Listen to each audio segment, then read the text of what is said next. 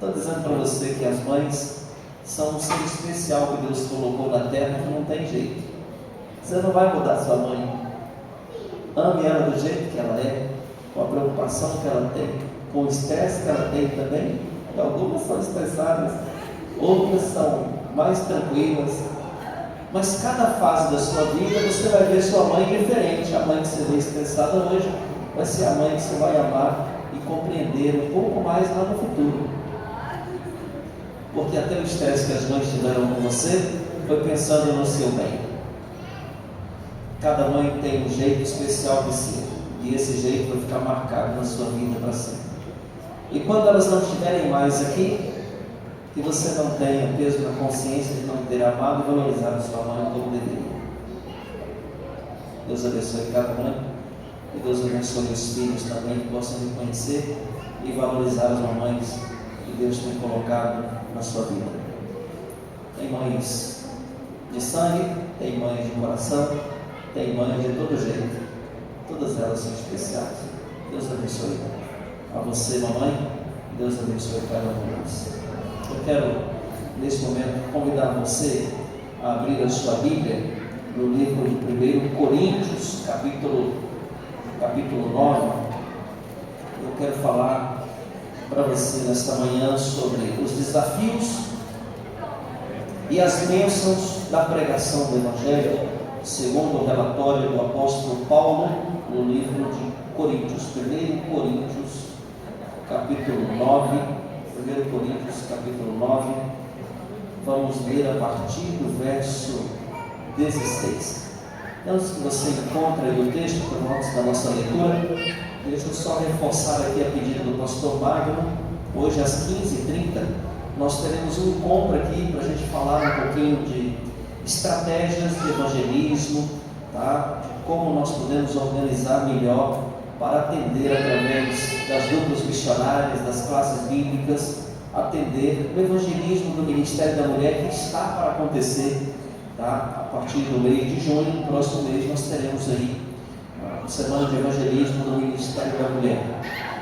Algumas igrejas farão a semana inteira, outras farão meia semana, outras estarão fazendo finais de semana apenas, mas nós queremos aqui ter um momento para a gente conversar um pouquinho. Será uma reunião breve, então as líderes do Ministério da Mulher, as mulheres estão convidadas, mas também os líderes da Escola Sabatina, Ministério Pessoal, todos vocês estão convidados à tarde para a gente conversar um pouquinho. Vai ser rápido, eu vou ter esse momento de encontro com vocês e logo precisarei retornar de viagem, mas nós julgamos esse momento tão importante que estamos já há um mês do início do evangelismo do Ministério da Mulher. Então é importante que a gente sente, que a gente trabalhe um pouquinho assuntos que serão importantes a gente organizar para esse evangelismo especial.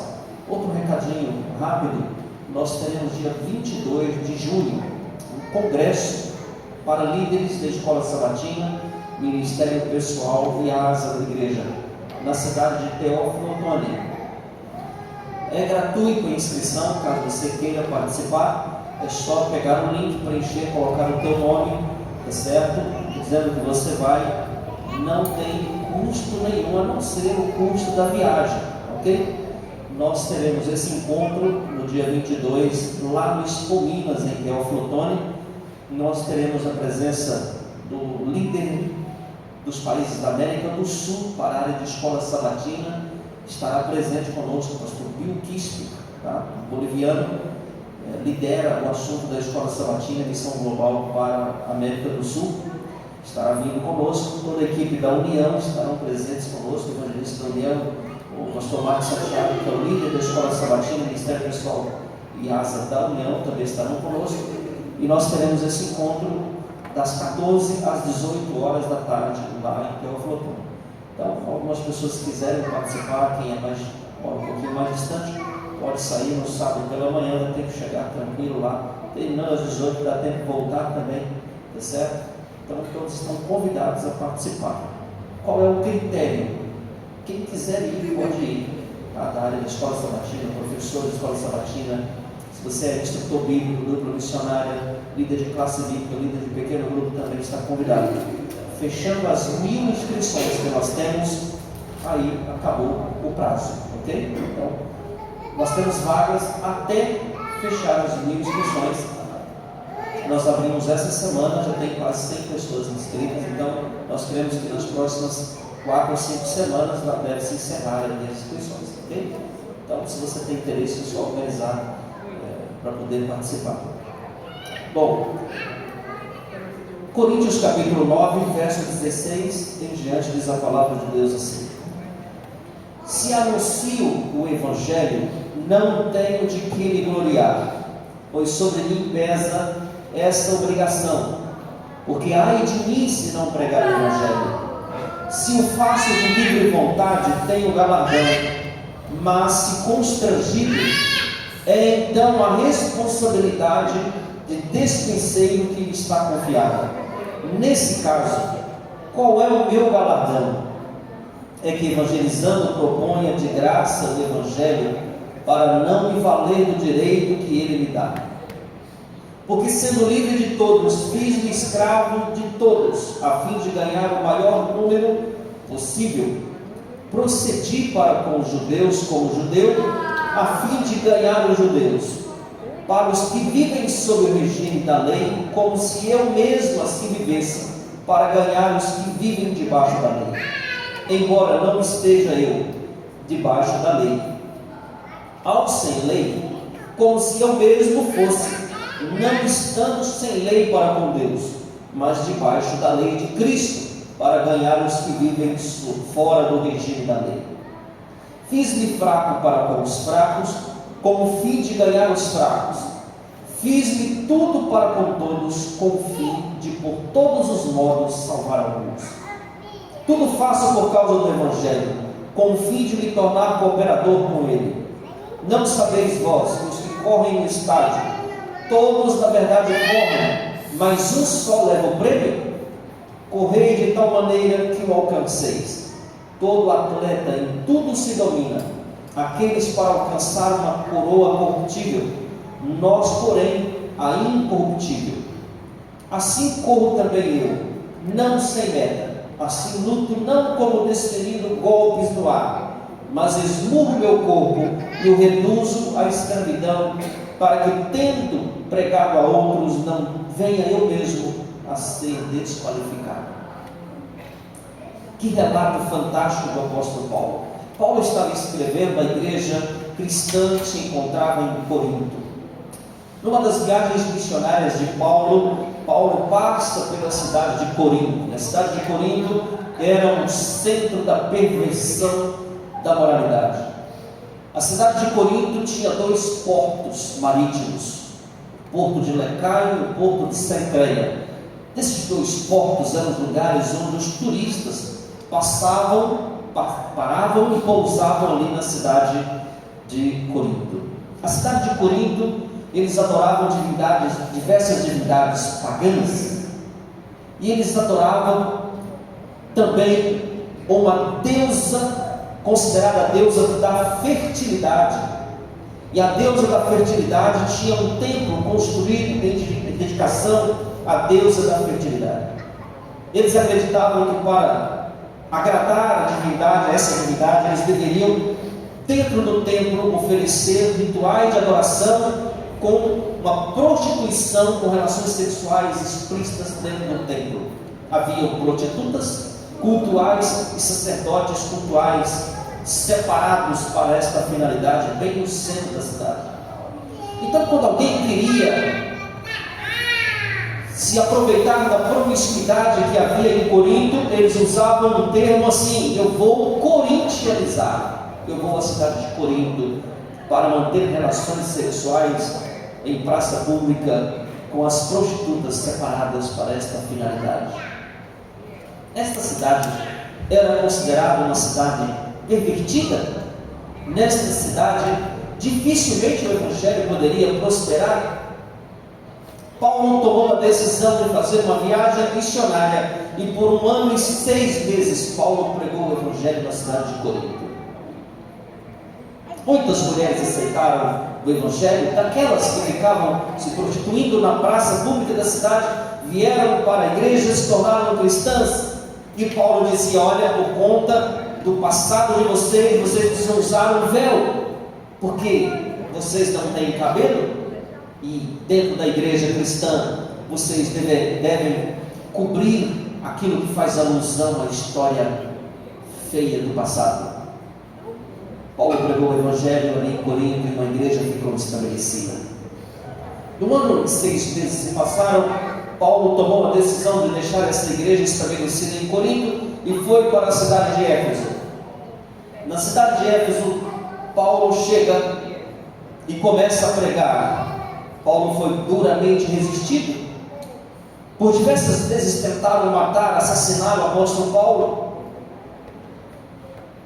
Quando estava discursando no Areópago, tentaram assassinar o apóstolo Paulo. Alguns filósofos da cidade diziam: o que diz esse tagarela que vive conversando demais pelas praças da cidade, apresentando uma divindade que nós não conhecemos? Se ele continuar pregando, dizia, os artesãos da cidade, que fabricavam estátuas da Diana dos Efésios. Era a principal divindade adorada naqueles dias em Éfeso. Todo mundo fabricava estátuas da Diana dos Efésios e vendia para todo mundo, inclusive para os turistas, e isso dava muito lucro. Demétrio, principal produtor de estatuetas, aquele que foi o primeiro a estabelecer isso como profissão em Éfeso, disse: se Paulo continuar pregando contra a Diana dos Efésios, corremos o risco de cair em descrédito a nossa religião, mas principalmente de perder a rentabilidade, e não conseguimos mais sustentar nossas famílias, nem manter nossos negócios. O que Paulo está dizendo que a Diana dos Efésios não é deusa coisa nenhuma. Enquanto isso, Paulo seguia firmemente pregando que o Deus que eles chamaram de Deus desconhecido, que em cada esquina havia uma estátua dedicada a um Deus desconhecido, em cada lugar havia uma estátua dedicada a essa divindade. Paulo diz: o Deus que vocês estão chamando de Deus desconhecido, esse é o Deus que fez os céus e a terra. E por isso Paulo sofreu perseguições, foi duramente resistido, mas mesmo assim Paulo continuou pregando o evangelho na cidade de Éfeso. Quando Paulo escreve aos Coríntios, Paulo escreve enquanto estava pregando o evangelho na cidade de Éfeso. Paulo foi informado de que quando ele saiu e deixou a recém-igreja estabelecida em Corinto, muitos líderes religiosos apareceram dentro da igreja dizendo: esse Paulo que vocês estão seguindo, que vocês consideram como pai espiritual de vocês, esse Paulo nem apóstolo é. Ele não andou com Jesus, ele não esteve na companhia dos discípulos, ele não pode ser considerado apóstolo. E líderes religiosos surgiram com a intenção de destruir a imagem positiva que Paulo tinha na mente de cada um dos crentes da cidade de Corinto. E é interessante, Paulo, ao invés de voltar para a cidade de Corinto, ele resolve escrever a sua carta para tirar algumas dúvidas que eles tinham. Primeira dúvida: eles tinham dúvidas a respeito da unidade da igreja, o fundamento da igreja. Os coríntios começaram a desenvolver uma certa divisão dentro da igreja. Uns diziam: eu sou de Paulo, outros diziam: eu sou de Apolo, outros diziam: eu sou de Pedro, e outros diziam: não, eu sou de Cristo. E uma grande divisão, grandes grupos começaram a se formar dentro da igreja. Uma panela aqui, outra panela por lá, outra panela, outro grupo de irmãos crentes, cada um se relacionava com o seu grupo de afinidades, enquanto a igreja estava dividida. Cada um pensava em ir para uma direção, cada um pensava em seguir orientações de um apóstolo diferente. Paulo escreve a sua carta para dizer que nenhum dos líderes era mais especial do que Cristo. Todos nós devemos ser seguidores de Cristo, somos discípulos de Cristo. Embora todos eles tenham sido evangelizados por Paulo, Paulo se defende em sua carta dizendo: eu sou apóstolo. E ele escreve logo no primeiro capítulo, nos primeiros versos, Paulo diz: Paulo, apóstolo, chamado pela vontade de Deus para ser apóstolo de Cristo, e o irmão Sóstenes, à igreja de Deus que está em Corinto: eu sou apóstolo. Eu sou apóstolo. Não estive na companhia de Jesus, mas eu encontrei Jesus. No capítulo 9, ele reforça mais uma vez a sua defesa. Ele diz, no capítulo 9, verso 1: não sou eu porventura livre? Não sou apóstolo? Não vi Jesus, nosso Senhor? Acaso não sois vós o fruto do meu trabalho no Senhor? Paulo dizia: eu sou apóstolo. Eu tenho duas razões para provar para vocês que eu sou apóstolo. Primeiro, eu vi Jesus lá na estrada de Damasco. Segundo, vocês são fruto do meu apostolado. Vocês são resultado do meu chamado. Vocês estão todos aqui na igreja porque eu fui enviado de Deus para pregar em Corinto, na cidade de Corinto. Então, se vocês aceitaram a Jesus como Salvador, porque eu preguei o Evangelho a vocês, então eu sou apóstolo. Fui enviado por Jesus. Em segundo lugar, eu vi Jesus caminhando na estrada de Damasco. Eu vi Jesus. Eu vi o Senhor. Ele me enviou a pregar. Paulo continua a sua defesa em favor em função das críticas que havia sofrido. Muitas pessoas haviam surgido com o propósito de destruir a imagem positiva que os crentes em Corinto tinham a respeito do apóstolo Paulo. No primeiro momento, em sua carta, em seu relatório, Paulo diz: ora, se prego o Evangelho, se anuncio o Evangelho, não tenho de que me gloriar, porque sobre mim pesa essa responsabilidade. Em primeira instância, Paulo está dizendo: eu sou obrigado a pregar o Evangelho, porque o amor de Cristo me constrange a pregar. Todas as dádivas e benefícios que recebi no Evangelho me faz viver em gratidão a pregação do Evangelho, a missão de Deus. Eu sou obrigado a pregar. Se prego o Evangelho, não tenho de que me gloriar. Se anuncio, não tenho de que me gloriar, porque pesa sobre mim a responsabilidade. Ai de mim se não pregar. Paulo está se referindo possivelmente a essa expressão: ai, a uma sentença de juízo, ou a consequência de rejeitar o convite do envio e do apostolado de Jesus. Ai de mim se não pregar. No verso 17, olha que interessante, ele diz: se faço de livre vontade, terei galardão, ou tenho galardão, mas se constrangido, é então a responsabilidade de dispenseiro que me está confiada. Paulo diz: Deus me colocou como mordomo. Eu devo pregar de uma forma ou de outra, devo pregar de livre vontade ou por constrangimento. É interessante, algumas pessoas dizem: pastor, eu não tenho o desejo de pregar, eu não tenho o dom de pregar, a facilidade para fazer. Paulo está dizendo que algumas pessoas sentirão prazer e alegria, satisfação, vontade de fazer, de testemunhar de Jesus. Outras pessoas deverão fazer por constrangimento, quando olham e observam as dádivas recebidas da graça de Cristo através do Evangelho.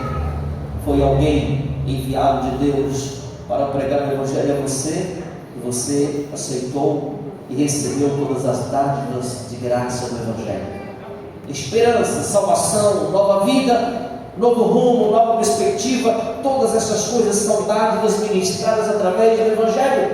A justiça imputada de Cristo pela fé só acontece por causa do Evangelho, porque o Evangelho é o poder de Deus para salvar, disse Paulo. Por isso, não me envergonha do Evangelho. Não me envergonhe do Evangelho. É o poder de Deus para salvar. Então, devo pregar por livre e espontânea vontade ou por constrangimento. Nessas duas categorias estão inclusas todas as pessoas. Todos os habitantes da terra, todos os crentes em Corinto deveriam pregar ou de livre e espontânea vontade, ou por constrangimento, ou porque são constrangidos quando olham e observam tudo que recebeu do céu. Agora não tem outra alternativa, não me resta outra solução, outra saída quando observo tudo que recebi de graça do Evangelho. Pelo Evangelho devo compartilhar as boas novas da salvação com outros. Faço de livre e espontânea vontade, tenho galardão, tenho alguma vantagem se fizer por vontade própria. Mas eu devo fazer, se não tenho vontade própria, também constrangimento. Por constrangimento, não por obrigação, disse Paulo. Paulo estava indo perseguir os cristãos, e quando ele recebe o Evangelho, quando Cristo encontra Paulo agora, depois de ter recebido graça, salvação, apostolado, Paulo, justiça de Cristo, Paulo diz agora, por livre, espontânea vontade ou por constrangimento, me pesa a responsabilidade. Eu devo compartilhar as boas novas do Evangelho. Quando Paulo decidiu compartilhar o Evangelho, ele diz: agora me tornei, mesmo sendo livre, me submeti a todos. Me submeti a todos vocês. O primeiro desafio da pregação é o desafio da abnegação.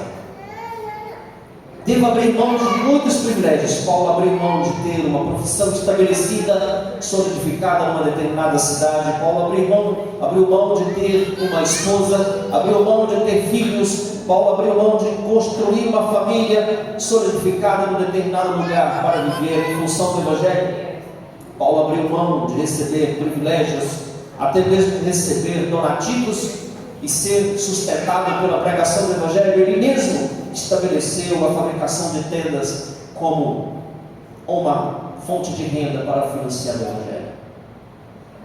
O primeiro desafio é o desafio da abnegação. Paulo disse: quando eu decidi pregar o Evangelho, me tornei escravo de vocês, servo de vocês. Não tenho nenhum privilégio especial, não sou eu soberano em nada em relação a vocês, sou eu servo, escravo, submisso a vocês, submissão de livre e espontânea vontade, como Cristo resolveu se submeter a Deus o Pai, desde quando o plano de salvação foi elaborado antes da fundação do mundo. Todos nós, quando decidimos ministrar um estudo para alguém, a palavra de Deus para alguém, nos tornamos servos, mordomos de Deus, ministrando ou administrando as dádivas da graça do Evangelho para as pessoas que não conhecem, para as pessoas não alcançadas. Preciso abrir mão de tempo, recursos, preciso abrir mão de passatempos para compartilhar o Evangelho. Tinha direito de ser beneficiado, de receber donativos, mas eu abri mão, disse Paulo, abri mão de tudo que tinha direito para compartilhar o Evangelho. O primeiro desafio é o desafio da abnegação. Às vezes estamos tão presos ao nosso trabalho, estamos tão presos a uma rotina de vida e não temos condição de abrir mão de algumas coisas para compartilhar o Evangelho. Vivemos uma vida corrida, desenfreada a semana inteira e às vezes no sábado nem temos a disposição de fazer. Desafio da abnegação. O segundo desafio é o desafio da adaptação. Cada lugar, em cada cultura, existe uma realidade, talvez desconhecida, mas Paulo diz: eu me fiz judeu para com os judeus, me fiz de fraco para com os fracos, eu me fiz de tudo para, se possível, salvar alguns. Para como sem lei eu procedi como se não tivesse lei. Para com aqueles que vivem sob o regime da lei, como os judeus, eu me fiz também sobre o regime da lei, para que pudesse alcançar alguns. Paulo está falando sobre adaptação. Alguém certa vez disse: em terra de saco, de cócoras coelhas. Se você está vivendo numa determinada cidade que tem uma cultura diferente da sua, ou se está visitando alguém que tem uma crença diferente da sua, no primeiro momento, no primeiro estágio, talvez é preciso adaptar a realidade das crenças sem apresentar nenhuma contrariedade, até que o conhecimento da verdade possa trazer luz sobre a escuridão e compreensões novas a respeito de conceitos que não se aceitavam. Alguns membros da igreja, há um tempo atrás, saíram numa excursão para Manaus, para pregar aos ribeirinhos e fazer missão aos ribeirinhos. Cada lugar com sua cultura diferente, pessoas que moram em casas flutuantes, 10, 12 filhos numa única casa, com uma condição precária de existência.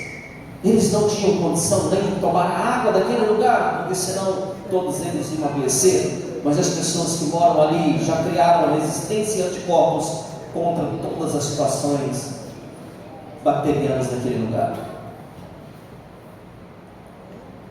Desafio da adaptação. Vamos pregar numa cidade diferente, pessoas com crenças diferentes, precisamos adaptar a realidade que nós conhecemos. Paulo diz: eu me fiz de fraco para com os fracos, eu me fiz de sem lei para com os que vivem sem lei, eu me fiz sob o regime e escravidão da lei para com aqueles que vivem debaixo das regras da lei, para, se possível, alcançar algumas pessoas. Terceiro desafio é o desafio do foco. Paulo estava desejando salvar algumas pessoas. Eu fiz de tudo para com todos, para salvar algumas pessoas. Quantas vezes oferecemos ajuda para alguém conhecer a palavra da verdade, dizemos: vamos estudar a Bíblia sem nenhum compromisso, vamos estudar a Bíblia sem nenhum objetivo? Não, olha, não estou querendo transformar você em crente da minha religião, da minha igreja. Mas Paulo tinha um objetivo claro. Paulo dizia: eu fiz de tudo para com todos, com o propósito de salvar as pessoas.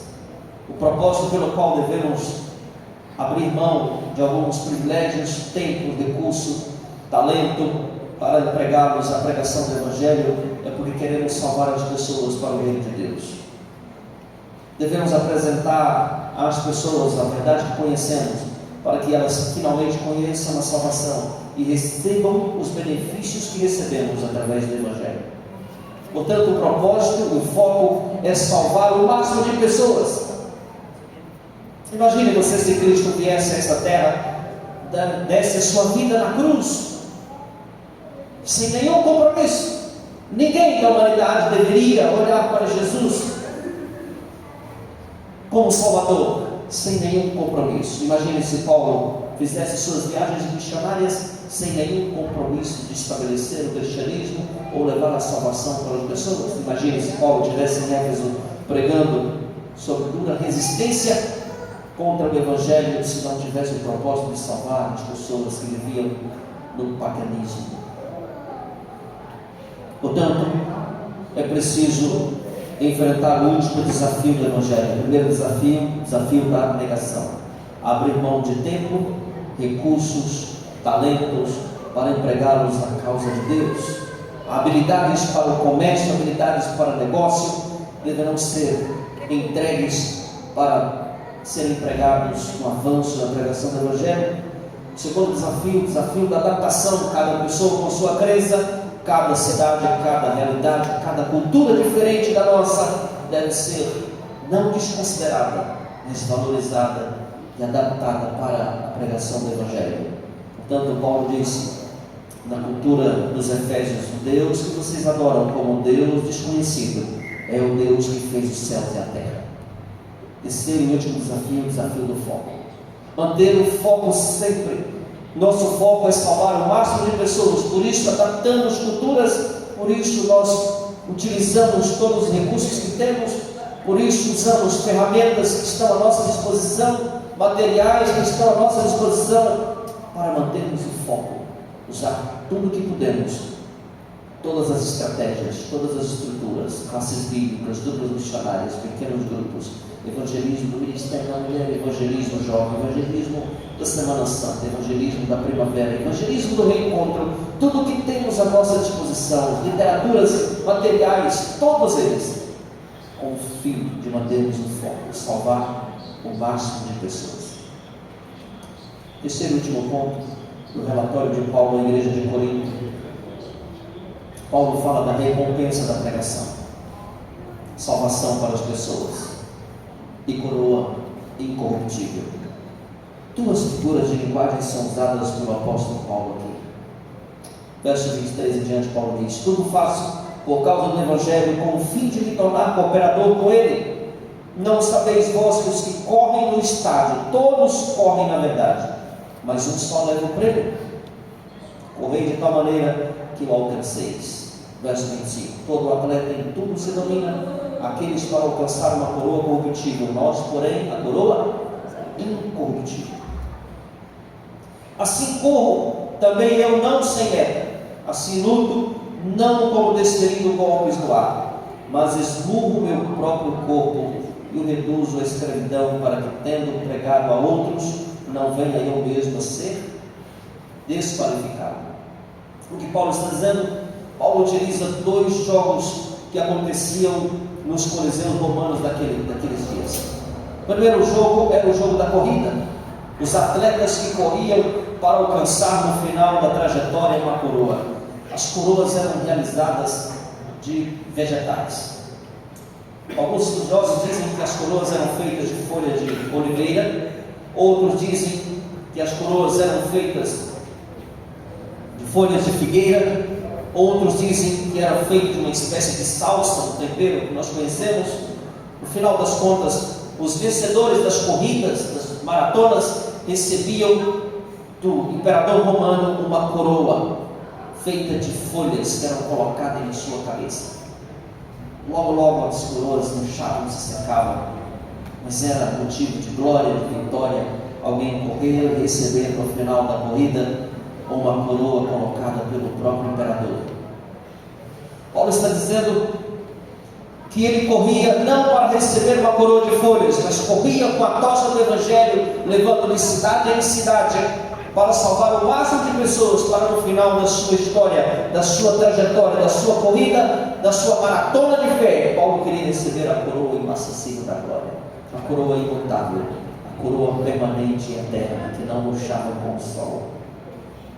A segunda figura de linguagem que Paulo usa aqui é a figura de um pugilista, de um boxeador.